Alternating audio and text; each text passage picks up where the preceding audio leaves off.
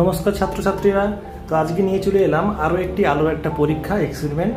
তো আগের দিন আমরা কি করেছিলাম, আগের দিন আমরা দেখেছিলাম কি একটা এরকম কাঁচের ব্লকের সাহায্যে তার কি করছে রিফ্র্যাক্টিভ ইন্ডেক্স বা প্রতিসরাঙ্ক নির্ণয়।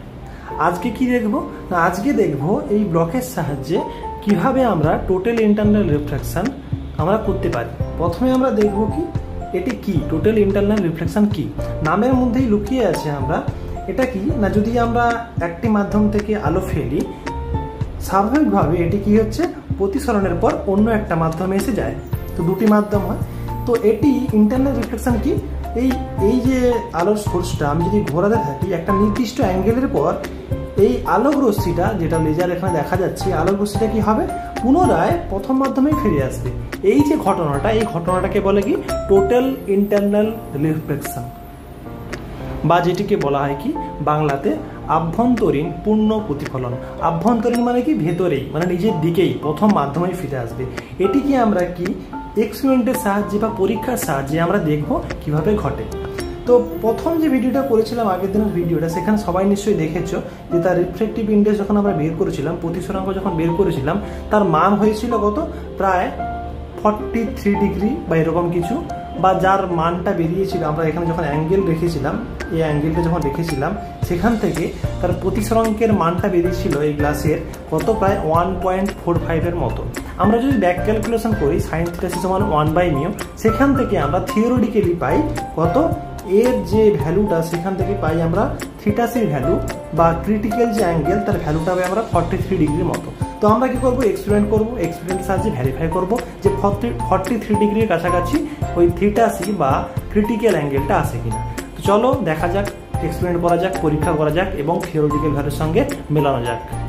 চলো স্টার্ট করা যাক। তো আমরা লাইট অফ করে দিয়েছি যাতে ভালো দেখা যায়। তো এখন দেখতেই পাচ্ছ যে এখান থেকে আলোটা যাচ্ছে, আলো গিয়ে পড়ছে কোথায়, এই পাশে আলোটা প্রতিসরিত হচ্ছে। তো আমরা কি করব, আস্তে আস্তে করে অ্যাঙ্গেলটা ভ্যারি করাচ্ছি। তো দেখতেই পাচ্ছি যখনই আমরা অ্যাঙ্গেল ভ্যারি করাচ্ছি তখন আলোটা কিছুটা মেকে যাচ্ছে, এখানে আসার কথা ছিল এদিকে মেকে যাচ্ছে। তো এভাবে আমরা সরাতে যাচ্ছি এবং দেখতে পাবো যে একটা নির্দিষ্ট ক্রিটিক্যাল অ্যাঙ্গেলের পরে এই পাশে যে আলোটা আসছে, ওটা যাবে না, কোথায় যাবে, পুনরায় প্রথম মিডিয়ামে ফিরে যাবে। তো দেখছি আমরা এখানে বাড়াচ্ছি, দেখা গেল এখানে চলে এসছে আলোটা, এপাশে কিন্তু আর আলো নেই, পুরো আলোটা এপাশে চলে এসছে। এবার যদি আমি আস্তে আস্তে কমাই তাহলে দেখবো আবার কি পুনরায় চলে যাচ্ছে প্রথম মিডিয়ামে, এখান থেকে এখানে চলে আসছে, এই ধারে চলে আসছে আলোটা। তো এই যে ক্রিটিক্যাল অ্যাঙ্গেলটা ঠিক যাচ্ছি, বাস যখনই সরে গেলাম এখানে তখন কি নেই আর ওখানে আলোটা কিন্তু এখানে চলে এলো, এখানে নেই। আর এই অ্যাঙ্গেলটাকেই বলা হচ্ছে ক্রিটিক্যাল অ্যাঙ্গেল, এখানে ছিল আর একটু মাত্র সরালেই ওপাশে আর নেই, সেকেন্ড মিডিয়াম আলোটা নেই, প্রথম মিডিয়ামে চলে এলো। তো এই যে অ্যাঙ্গেলটা, যেই অ্যাঙ্গেলটার কাছে আছে, আমি যদি এখানে দেখি অ্যাঙ্গেলটা দেখা যাচ্ছে 43 প্রায় 45-এর কাছে। আমি যখন লাইটটা জ্বালাবো তখন দেখাচ্ছে এখানে কতটা আছে। তো এই যে ঘটনাটা দেখতে পাচ্ছ সবাই, এই যে ঘটনাটা, এই মাধ্যমে গিয়ে পুনরায় এই মাধ্যমে ফিরে আসছে, এই মাধ্যমে আর যাচ্ছে না আলোটা। এই যে ঘটনাটাকেই বলে কি টোটাল ইন্টারনাল রিফ্লেকশন, মানে কি পুনরায় গিয়ে প্রথম মাধ্যমে পুনরায় ফিরে আসছে, ও দ্বিতীয় মাধ্যমে আর যাচ্ছেই না একটা সার্টেন অ্যাঙ্গেলের পরে। আমি যদি ঘোরাই তো এই মিডিয়ামেই থাকবে, এই পাশে ঘোরালে এই মিডিয়ামেই থাকবে, বাট যদি কমিয়ে দেয় অ্যাঙ্গেলটা তখন কিন্তু আর এই মিডিয়ামে থাকবে না। এই যখনই কমাচ্ছে এই মিডিয়াম থেকে আবার সেই সেকেন্ড মিডিয়ামে চলে যাচ্ছে, প্রথম মিডিয়াম থেকে আবার সেকেন্ড মিডিয়ামে চলে যাচ্ছে। এই ঘটনাটা বলা হয় টোটাল ইন্টারনাল রিফ্লেকশন বা আভ্যন্তরীণ পূর্ণ প্রতিফলন। আমি লাইট জ্বলে দেখাচ্ছি ভ্যালুটা কত। তো দেখতে থাকো, ঠিক যাচ্ছে, ঠিক এই অ্যাঙ্গেলটাই চলে আসছে, এর থেকে কমালে কিন্তু আবার সেই সেকেন্ড মিডিয়ামে চলে যাচ্ছে, সেকেন্ড মিডিয়াম দ্বিতীয় মাধ্যমে, ঠিক একটু বেরোলেই তখন প্রথম মিডিয়ামে চলে আসছে। তো এখানে তোমরা দেখতেই পাচ্ছ, এই অ্যাঙ্গেলটা দেখতে পাচ্ছ কি সেই 43 এর মতোই, পুরো 43 এর কাছাকাছি।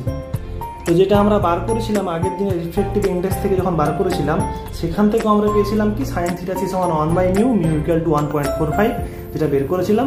সেখান থেকে দেখেছিলাম কি আমরা ক্রিটিক্যাল অ্যাঙ্গেলটার মান কত হয়, প্রায় 43-এর কাছাকাছি, 43 বা 44 বা 42 এরকম কাছাকাছি। তো এখানে আমরা এক্সপেরিমেন্টের সাহায্যে দেখতে পেলাম যে সেই অ্যাঙ্গেলটা পুরো একই হয়ে যাচ্ছে। তো এরকম ভিডিও আরও দেখতে থাকো, আমরা আরও ভিডিও করব এরকম। যারা আলোর প্রতি খুব ইন্টারেস্ট আছে বা ফিজিক্সের প্রতি খুব ইন্টারেস্ট আছে তাদের খুবই আশা করি ভালো লাগবে। এবং এরকম আরও ভিডিও পেতে অবশ্যই এই একাডেমিটাকে বা এই চ্যানেলটাকে সাবস্ক্রাইব করে দিও।